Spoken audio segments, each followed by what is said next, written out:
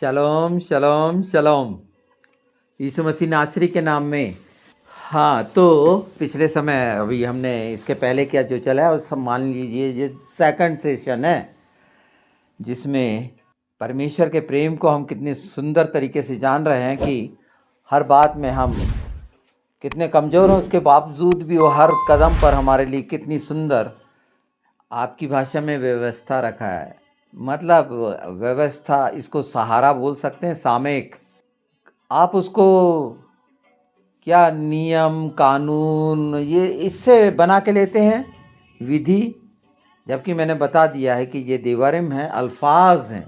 इसको आप किस नज़रिए से देखते हैं? मुख्य तो ये है कि आप रीति रिवाज प्रथा ये चीज़ों को लेकर अगर चलते हैं तो आप एक नियम बनाएंगे अपने लिए और उसके अनुसार चलेंगे।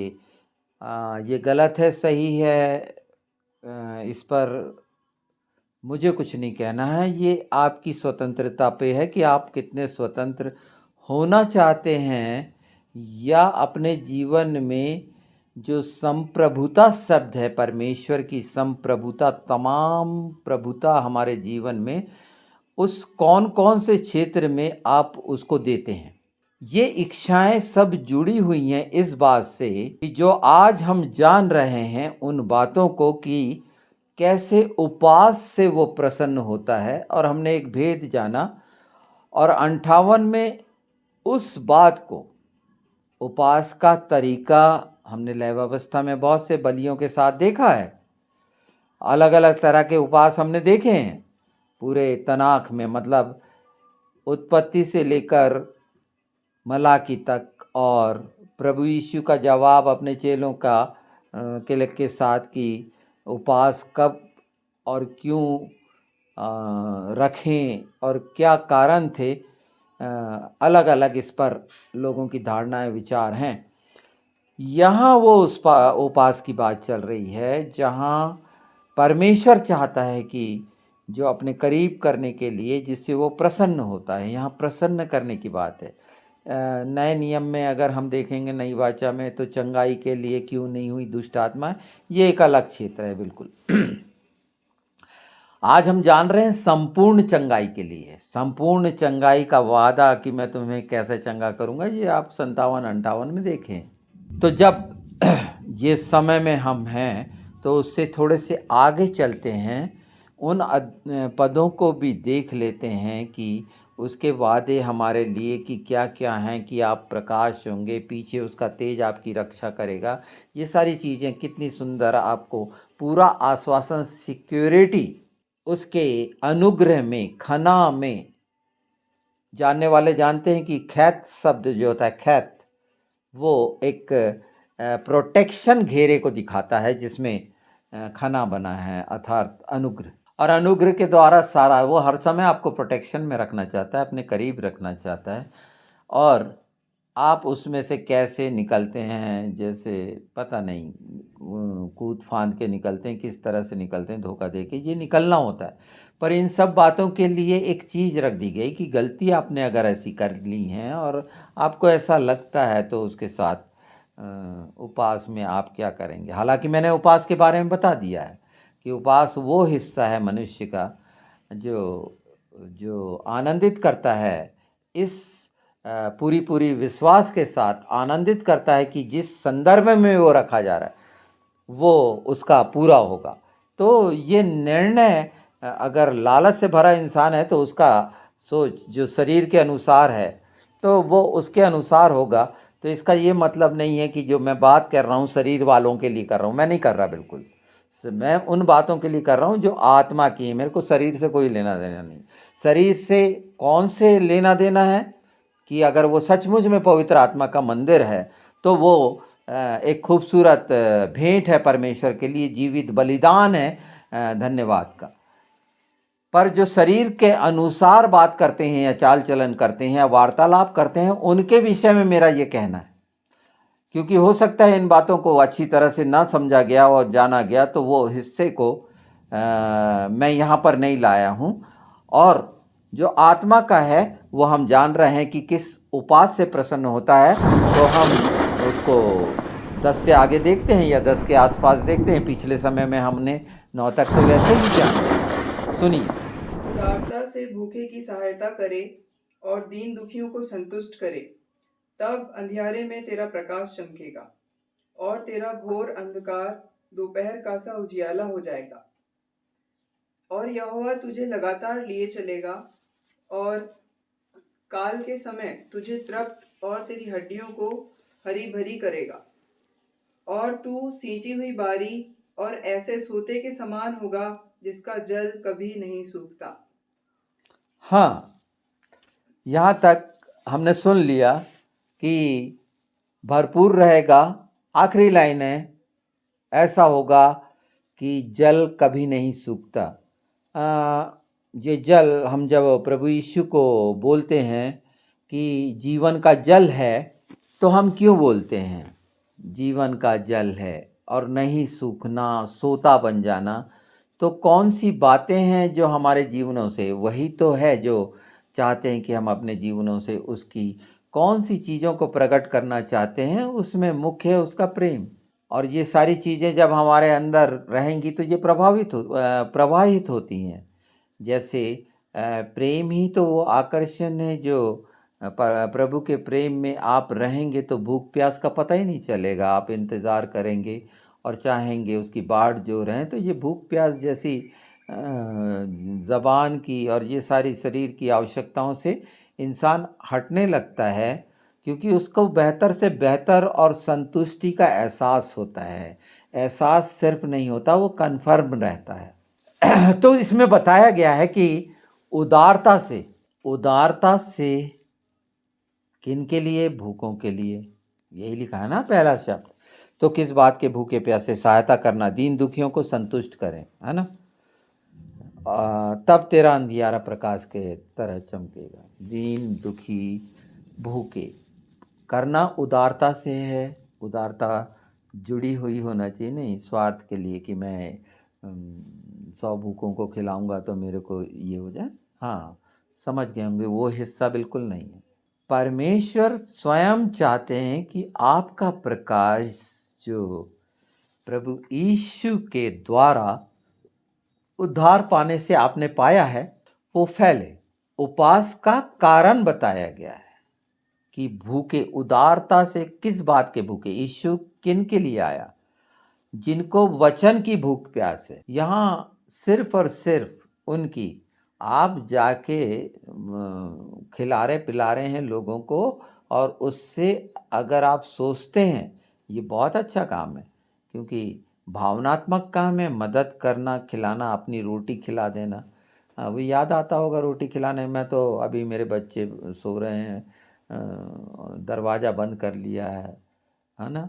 तो ऐसे भी मित्र हैं। आप उन भूखों को उदारता से खिला पा रहे हैं। उदारता का मतलब क्या है? उसमें ये चीज़ रहना कि उसके एवज में आपको कुछ लेना है, खिलाने के पिलाने के लिए, खिलाने पिलाने के लिए। मैं वचन की भूखे प्यासों की बात कर रहा हूँ। तो ऐसा किया जा रहा है क्या? तो उदारता नहीं है।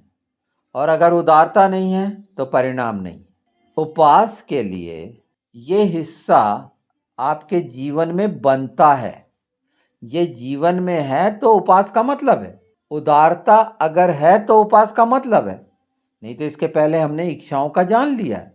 ये और क्या? दीन दुखी, ये सब वो दबे कुचले लोगों के लिए। इसके लिए सचमुच में आपके द्वारा जो किया जा रहा है उसमें आप अपने आप को कहाँ मानते हैं? ये मानते हैं कि मेरे द्वारा हो रहा है, या ये मानते हैं कि परमेश्वर की प्रतिज्ञा जो हर बात में मेरे से की गई है वो पूरी हो रही है, कि मैं सचमुच में सुसमाचार सुना रहा हूँ और भूखे प्यासों के लिए शांति का कारण बन रहा हूँ? क्योंकि आपकी भूख प्यास किस बात की है? अपनी इच्छाओं से मांगने की है क्या? अपनी इच्छा पूरी करने की मांगने की है क्या?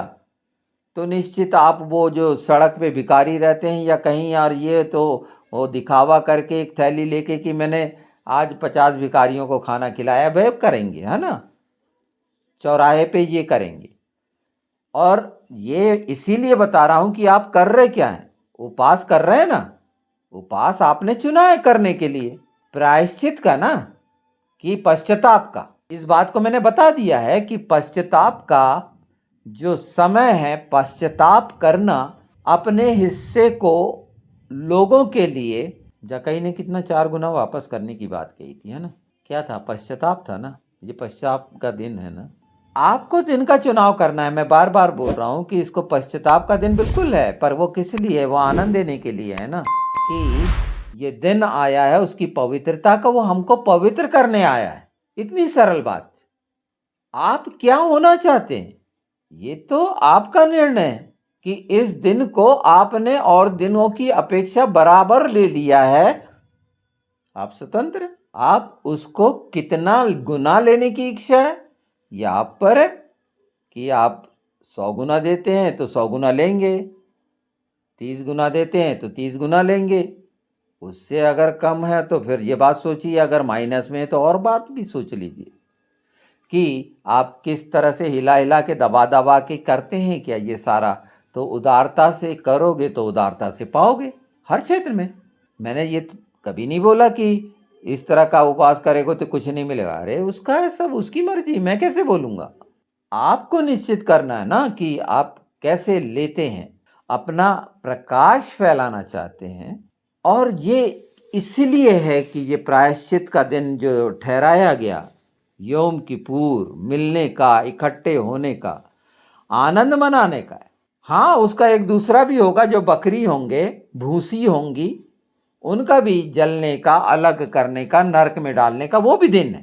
पर यहाँ आप पूरी तरह से श्योर नहीं है क्या, कन्फ्यूजन है क्या, कि यीशु को स्वीकार करने के बाद अभी तक का, जब से स्वीकार किया अभी तक की दिनचर्या आपकी क्या थी। आपने उन क्षणों को, बहुमूल्य क्षणों को जो उसके साथ बिताए हैं, याद किया क्या, या आपने बिताया ही नहीं कि आपको उन क्षणों की बहुमूल्यता ही नहीं मालूम।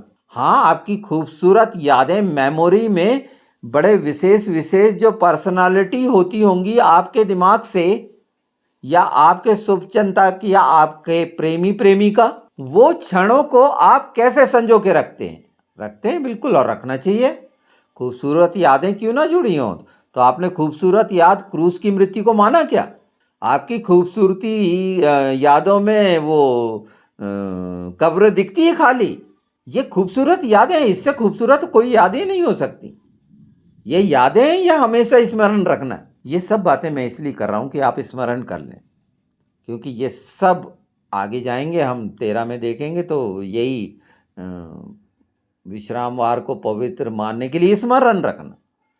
20 में निर्गमन चले जाएंगे, 8 बार बोलता है कि स्मरण रखना। क्यों वो मिलने आया है हमसे, वो हमारे पास आया है, और हम बैठ के गंदगी कर रहे हैं, कोने में बैठ गए हैं, या जो भी कर रहे हैं, और बकवास वो देख रहे हैं टीवी वगैरह पर, शैतानों की महासभा को सुन रहे हैं, और अपने लालच के दरिया में कैरिस्मेटिक लोगों के चमत्कार से प्रभावित उनसे निवेदन विनती कर रहे हैं, या पैर पड़ रहे हैं। शैतान के हाथ होकर कितने लज्जित होते रहते हैं आप। आपको मजबूरी, इतना डर लगता है कि फोन करना पड़ता है आपको एक। अरे आप सक्षम है, सब यीशु आपके साथ है। आप आदर करो, सब करो, पर यीशु प्रभु आपके साथ है। सब चीजों में आप कैसे हैं, उदारता इसी बात को दिखाती है। उदारता को हर संदर्भ में आप चेक कर लीजिए कि उसमें आप उदार थे क्या, और आप उस स्थिति तक पहुंच रहे हैं। चलिए हम थोड़ा सा पीछे चलते हैं, लेविटिकस 16 में जाएंगे। लेविटिकस 16 मतलब लय व्यवस्था 16 में जितने बलिदान दिए गए हैं, बलिदान बलिदान बलिदान, हमारे लिए बलिदान हो चुका। क्या बलिदान चढ़ाओगे, आप तो बेमोल खरीदे गए हो, क्या बलिदान चढ़ाओगे। मैं आपको लज्जित कर रहा हूँ, मेरी भाषा को समझिए। इन शब्दों को जो पवित्र आत्मा के द्वारा, क्या चढ़ाओगे, आपके पास है क्या, छूछे हाथ हो क्या कर रहे हो। बलिदान की भेंट, इस मामले में सब ने बहुत अच्छा बता चुका है। पर और इस संबंध में अज़ाज़ेल के लिए जो बकरे छोड़े जाते थे, अज़ाज़ेल के लिए जो बकरा छोड़ा जाता था, वहाँ उसको ज़िबा नहीं किया जाता था, उसका कफारा नहीं होता था। किपुर में कफारा है, और कफारा बलिदान है, ये वहीं से निकला है। किपुर से कफारा, हो सकता है ना मालूम।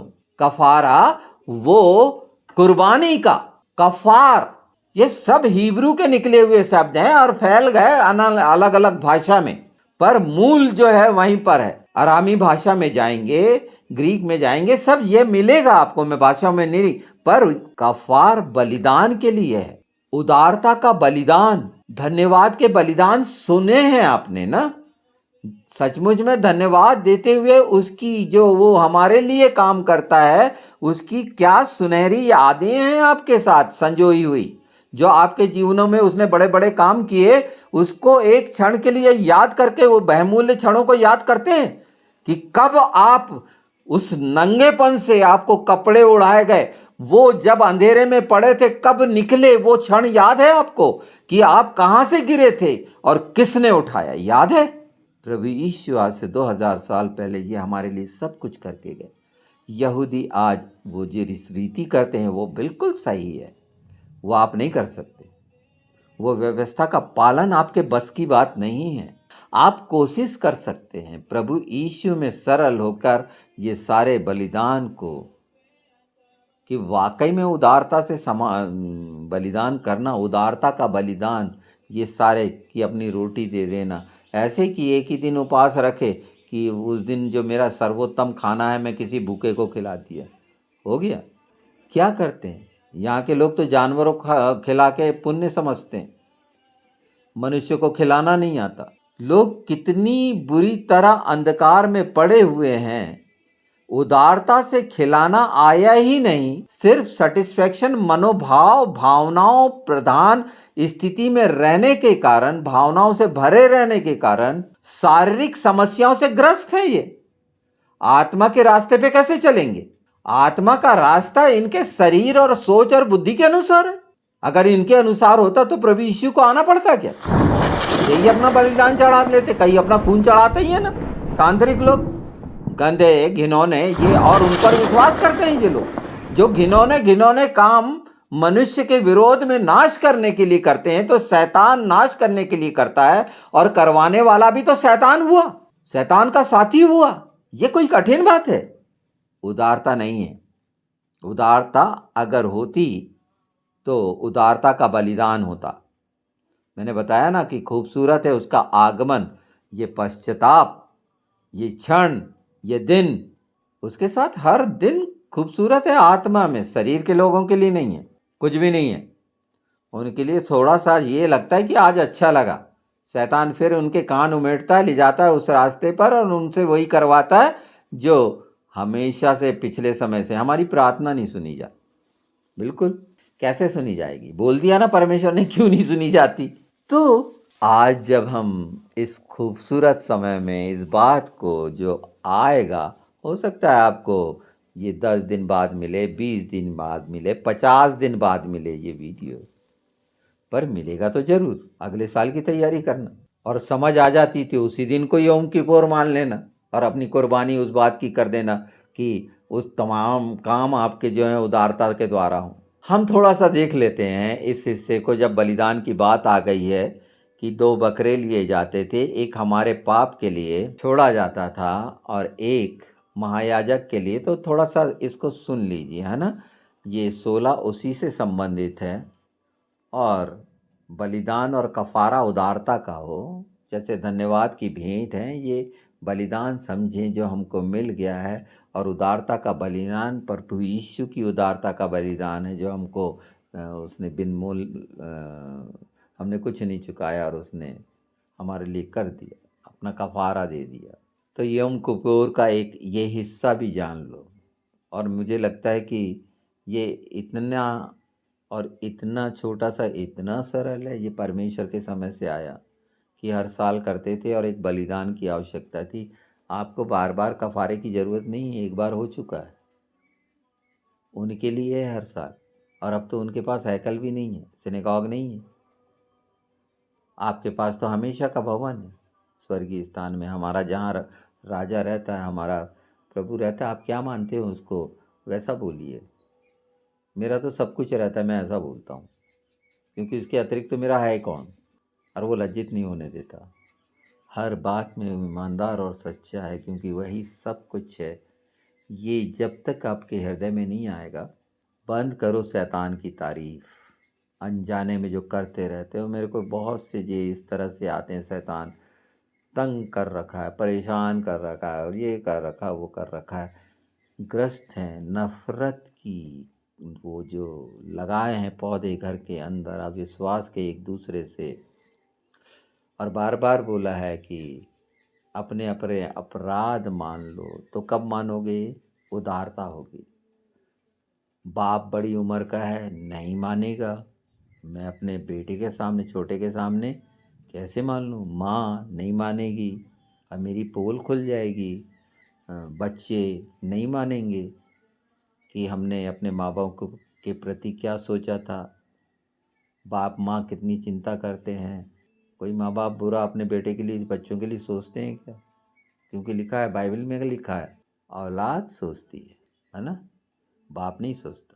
लिखा है कि तुम्हारा बाप पापी होकर, जो पृथ्वी पर तुम्हारा पैदाइशी बाप पापी होकर रोटी मांगने से पत्थर नहीं देता, सांप बिच्छू नहीं देता, तो वो तो स्वर्गीय पिता है। तुम उसकी कैसी औलाद हो? उदारता चाहता है तुमसे कि वो तुम्हारा प्रकाश फैलाए, क्योंकि आप प्रकाश में हमेशा से थे। आप प्रकाश की संतान हैं, तमाम प्रकाशित हैं आप। आंख बंद करके प्रकाश देखने से प्रकाशित नहीं होते। कल्पनाओं में कई जगह जा सकते हो आप, बहुत सारे ग्रह और सब जगह घूमो बढ़िया आराम से, कुछ नहीं। कल्पना कल्पना है, और इस पृथ्वी पर हर बात छाया है, इसको पूर्ण मत मान लेना। पर उपवास के शानदार फायदे, मैं शानदार बोलता हूँ, बिल्कुल लेना चाहिए। बाप बोलता है सर्वोत्तम लो ना मेरे से, मैं कमी थोड़ी, और लो और लो। मैं हिसाब थोड़ी लूँगा इन चीज़ों का, है ना। हाँ, मैं उन चीज़ों का हिसाब लूँगा जो तुमने मेरे साथ चीटिंग करके करा है, चालाकी और छल से करा है, धोखा दे के करा है। ये सब जानते हुए भी वो आपको देता है। वो ये नहीं कहता कि तू छली है और मेरे साथ ऐसा ये, जैसे अगर घर में अपने बाप से पैसे ले लो कि मेरे को ये जाना है, ये लेना है, वो लेना है, और जाके शराब पी ले, है ना। आज की जनरेशन की कितनी विकट समस्या है। ये विकट समस्या अगर प्रभु के जनों के अंदर पूरी उदारता से अपनी नेक्स्ट जनरेशन, जो बच्चे अभी कुछ देखे नहीं है दायां बायां, और हालात शैतान के द्वारा कितने, आप कल्पना कर सकते हैं, उस दुख को समझ सकते हैं। हर माँ बाप के बच्चों को क्या तकलीफ़ें हैं ये जान सकते हैं, उनकी मानसिकता, मनोरोग। ऐसे समय में आपकी उदारता की प्रार्थनाओं का बलिदान, अगर सचमुच में हैं आप उदार, तो जब वो सुनी जाएंगी, तो ये लाखों करोड़ों बच्चे हैं जो आज जवान हो रहे हैं, उनकी चिंता की है शैतान के चुंगल और व्यभिचार और इन तमाम बातों से बचाने के लिए, जो नाश करने के लिए। मैं अन्य जातियों के बच्चों की बात नहीं कर रहा हूँ, वो बचना चाहते हैं, बहुत सारे अभाव की स्थिति है, पर उदारता वो शस्त्र है। फिर भी मैं इन बातों के लिए, उदारता जो विषय है, ये आप किस तरह से ले रहे हैं, ये आप उसके लिए स्वतंत्र हैं। शरीर के स्वभाव से किया गया समर्पण कोई मायने नहीं रखता, वो दिखावा दिखता है। आत्मा के द्वारा किया गया काम वो ही फुल प्रूफ है। वो कैसा है ये आपको निश्चित करना है। तो हम उदारता से अब आगे चलते हैं। ये उदारता हो गई बहुत, है ना, कि किस तरह की उदारता है ये आपको देखना है, जवाब आपको देना है। यीशु को आपने उद्धारकर्ता आप माना है, तो उसके साथ मारे गाड़े जाने के लिए जब तैयार हुए हो और ये चीज़ें जान रहे, समझ रहे हो, तो इस दिन के महत्व को जानो। इन क्षणों को नहीं मिलेंगे आपको, और गंवाओगे, चूक जाओगे, क्योंकि कब कहाँ किस रीति से, ये सारा मैंने बता दिया, पूरा स्ट्रक्चर कितना बुरा होने वाला है। मैं अपने यहाँ के जवान बच्चों के लिए, जो पूरे विश्व में हैं, प्रभु यीशु के हैं, उनके लिए, जो आत्मा में इच्छा और प्रेम रखता हूँ, वो आपसे मैंने कहा है। मैं नहीं जानता कितने हैं, मैं नहीं जानता इन बातों को, पर जो मेरे जीवन में मेरा प्रभु पवित्र आत्मा है, वो तो जानता है उन सबको। वहाँ के लिए मुझे कोई निराशा नहीं है। अगर मैंने आपको ये बात बोला है, तो मैं आपसे निवेदन नहीं कर रहा हूँ, मुझे मालूम है एक काफ़ी है सबके लिए, हमारा प्रभु। और उन मुसीबतों से जो जंजीरें हैं बंधुआई की, बंधन की, चाहे वो व्यभिचार की हों, नशे की हों, जितनी भी हों, क्योंकि कोई भी, मैं ये मानता हूँ जो प्रभु यीशु में है वो नई सृष्टि है, और नई जनरेशन नई सृष्टि है, और ये नई सृष्टि के लिए है। तो चाहे वो पुरानी बातें बीत गई, कुछ भी हो गई, और मैं हमारे उन बच्चों को मैं दोष नहीं देता। इसके पीछे जो घिनौना शैतान और इजाबेल और ये डेविल स्पिरिट और ये सब घिनौनी शिक्षाएं और झूठ और फरेब और मक्कार, फरेबी झूठे भविष्यवक्ता, झूठे उपदेशकों ने जिस तरह से उनको और बरगलाया है, कमज़ोर किया है, तो वो कमज़ोर नहीं है, क्योंकि पूरी बात बोलना तो आए नहीं। वो सब बलवंत है, सब बचेंगे यीशु के नाम में, मैं कहता हूँ ना। क्या, क्यों? उसकी अधीनता में है ये। आप कैसा सोचते हैं? मैं आपको गंभीर बिल्कुल नहीं कर रहा जी, मैंने आपको खुशी का सुसमाचार दे रहा हूँ, आत्मा की खुशी का, कि हर वो घर, हर वो परिवार जो मसीह में है वो नई सृष्टि है। और ये कफारा इसीलिए दिया गया, ये तो 1 साल का दिया गया, प्रभु यीशु का हमेशा हमेशा का है, जो महायाजक बन के बैठा है। तो यदि तू विश्राम दिन को अशुद्ध न करे, अर्थात मेरे उस पवित्र दिन में अपनी इच्छा पूरी करने का यत्न ना करे, फिर इस बात को समझ लीजिए, मेरे इस पवित्र, आज का पवित्र दिन है, सबात उसका पवित्र दिन है, उसकी उपस्थिति है। पवित्र दिन मनुष्यों के द्वारा नहीं बनाया जा सकता। घर धो के पवित्र नहीं हो जाता, घर पोछा लगा के पवित्र नहीं हो जाता, है ना। उसकी उपस्थिति में पवित्रता ही है, उसकी धार्मिकता में हम पवित्र होते हैं, अपने धर्मों के काम से नहीं होते। निश्चित हम अगर ऐसे काम करते हैं जो उसकी धार्मिकता के अनुरूप है, तो वचन कहता है कि वो आगे आगे चलेगा, और परमेश्वर के तेज पीछे पीछे, उसका प्रकाश हमारे आगे। हमारा व्यक्तिगत प्रकाश है कि चंद्रमा का प्रकाश है, सूर्य के द्वारा पाता है ना। तो विश्राम दिन को अपनी इच्छा, विश्राम दिन इतना महत्वपूर्ण दिन जिसमें उसकी उपस्थिति है, ले लो। क्या क्या लेना चाहते हो, बनाओ, लिस्ट बनाओ। लिस्ट ही तो बनती है ना, उदारता के साथ बन रही क्या? अपनी इच्छा पूरी करने का है या परमेश्वर की इच्छा पूरी करने का, उनने बता दिए, उदारता। ठीक है। दूसरा, और विश्राम दिन को आनंद का दिन और यहोवा का पवित्र किया हुआ दिन समझकर माने। यदि तू उसका सम्मान करके उस दिन अपने मार्ग पर न चले, अपनी इच्छा पूरी ना करे और अपनी ही बातें ना बोले, तो तू यहोवा के कारण सुखी होगा, और मैं तुझे देश के ऊंचे स्थान में चलने दूंगा। मैं तेरे मूल पुरुष याकूब के भाग को उपज में से तुझे खिलाऊंगा, क्योंकि यहोवा ही के मुख से यह वचन निकला है। इस सृष्टि रचयिता परम पिता परमेश्वर के मुख से निकला हुआ वचन आज सुन रहे हो आप, उससे मुख से वो बोल दिया है, निकला है। क्या वैल्यू ली इसको? ये कितने दिन याद रहेगा? कब तक? पर इसके पहले सलाह है कि तू अपनी इच्छा पूरी ना कर। फिर से पढ़ देता हूँ। यदि तू विश्राम दिन को अशुद्ध ना करे, अशुद्धता तो जानते होगे, क्योंकि बड़ा शुद्ध होने का प्रयास करते हो ना, हाथ पैर धो के, मुँह धो के। नहीं, हाथ पैर धोएंगे, खाएंगे तो खाना शुद्ध, ये है ना। ये इससे जुड़ी हुई तमाम बातों पर मैं जो कह रहा हूँ, नई वाचा में चले जाइए, इंजिल में प्रभु यीशु ने क्या कहे हैं, ये हाथ पैर अंदर मांजना, अभी छिलके उतारना देख ही लिए, उतरने का समय, हाजिनू का समय पे आगे जा ही रहे हैं। आपने अगर सुन लिया तो आपके लिए सरल है, और आगे बढ़ने के लिए है। अपनी इच्छा पूरी करने का यत्न ना करें, यही वो कठिनाई है कि ये सबत का दिन बड़ा विशेष है।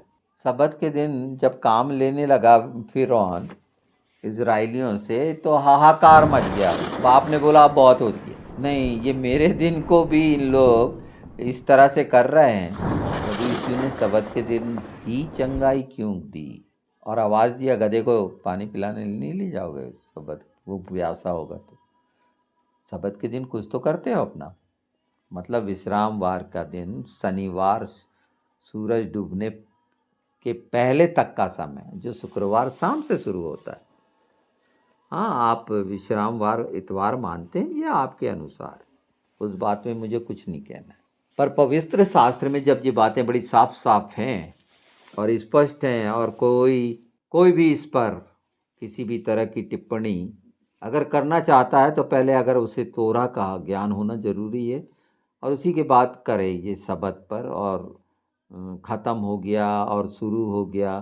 ये फर्जी शिक्षा से दूर रहे, ये शैतानी शिक्षाएं हैं, ये भरमाने वाली शिक्षाएं। तो फिर व्यवस्था पूरी होने तक की क्यों राह देख रहे हो? क्यों मनाते हो ये चीज़ जो छुटकारे की है? उसको नाम दूसरा देके बदलने की कोशिश नहीं। उदारता रहेगी, ये सब बातें रहेंगी।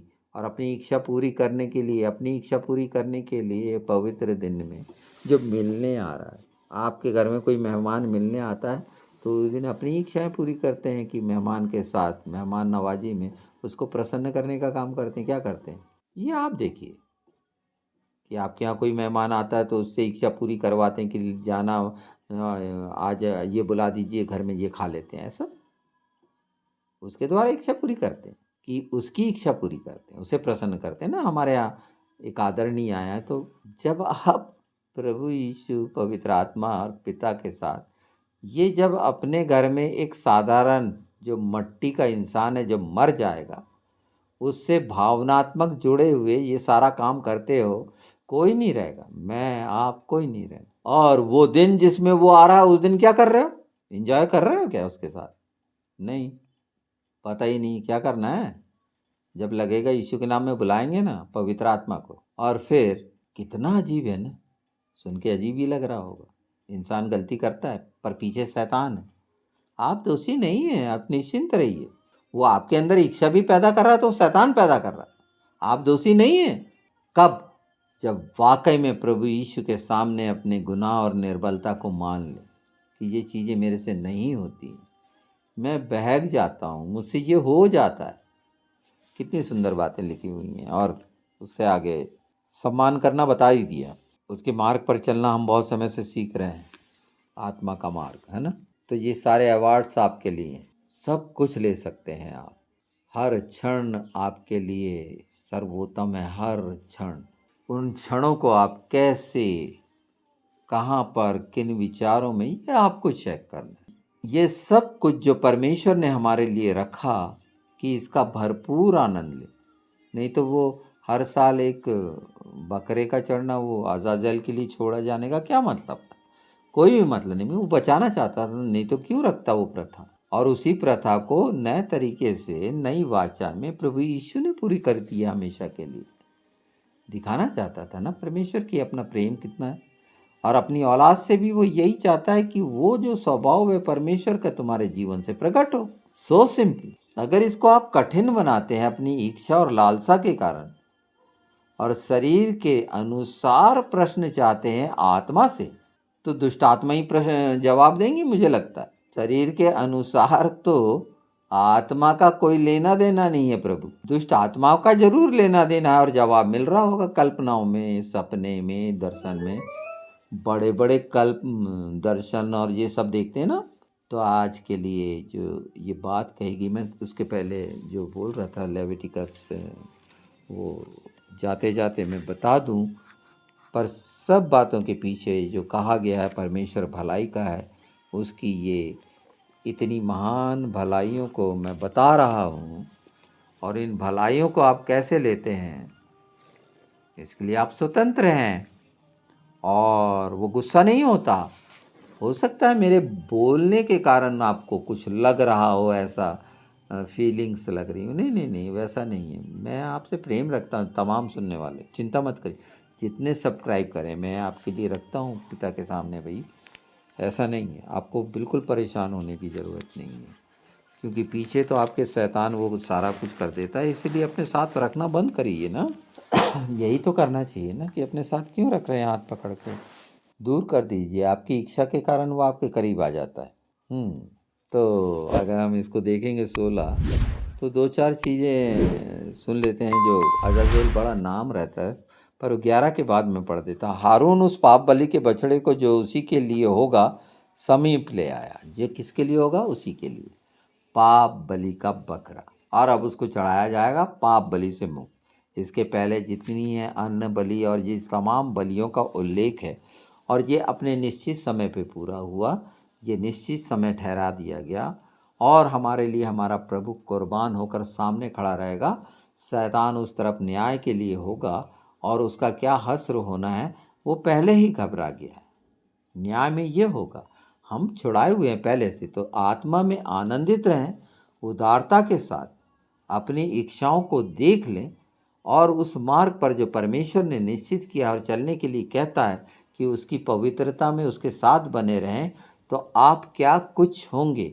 ये सिर्फ भजन से ही यशाया 58 ही दिखाता है, नहीं, प्रकाशित वाक्य पूरा पूरा दिखाता है। प्रभु यीशु का गास्पल सब कुछ दिखाता है। हम कैसे देखें इस बात को। तो मैं ये सोचता हूँ कि अज़ाज़ेल पर यहाँ पर, और मैंने बोला है कि पाप बलि, तो अब नेक्स्ट में हम देखते हैं इन बातों को भी, इसमें भी हम आगे जाएंगे।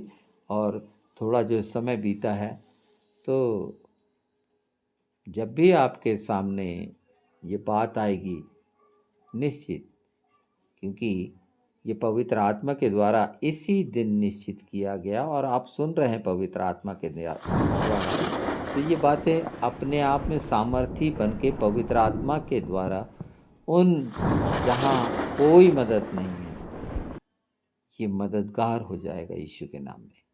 आमीन।